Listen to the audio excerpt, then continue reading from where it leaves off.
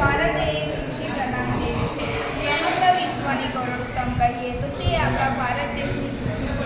સમગ્ર રાષ્ટ્રને શારીરિક અને માનસિક રીતે સક્ષમ બનાવે તે આપણા ભારત દેશની કૃષિ છે.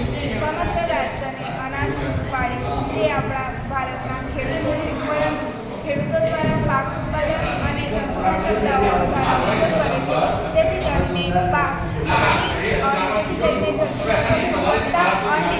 જમીનમાં પોષક તત્વોનો ઘટાડો થાય છે, જેથી પાક ઉત્પાદનમાં પણ ઘટાડો થાય છે.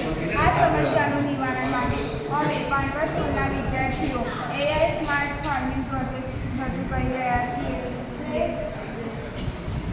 ખેડૂતોની આશીર્વાદ સાબિત થશે. આ એક મોટર છે. એ મોટર દ્વારા પાણી જમીનની અંદર ટપક સિંચાઈ દ્વારા થશે. તે મોબાઈલમાં કનેક્ટ હોય છે. તે ઓન કરવાથી તે પાણી અંદર ખેતરમાં પ્રવેશે છે ટપક સિંચાઈ દ્વારા.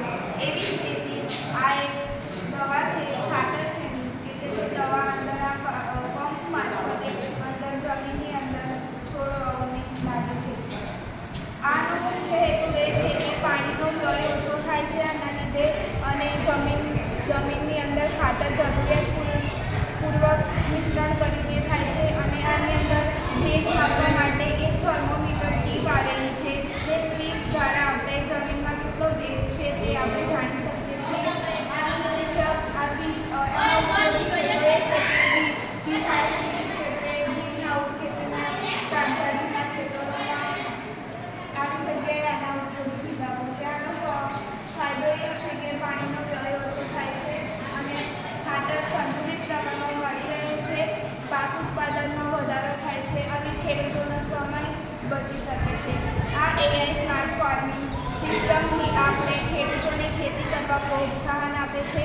આ પ્રોજેક્ટ દ્વારા ખેડૂતોનો સમય બચી રહે છે. આ જ અમારા પ્રોજેક્ટનો નિષ્કર્ષ છે. Okay, very wonderful project. अभी मेन इस प्रोजेक्ट के पीछे टेक्नोलॉजी कौन सी है? Technology Bluetooth technology audio app है ना, उसके द्वारा हम ये करते हैं. ओके, वो एप्लीकेशन आपने बनाई है या किसी के पास से लिया है? लिया है यूट्यूब से. Okay okay, done.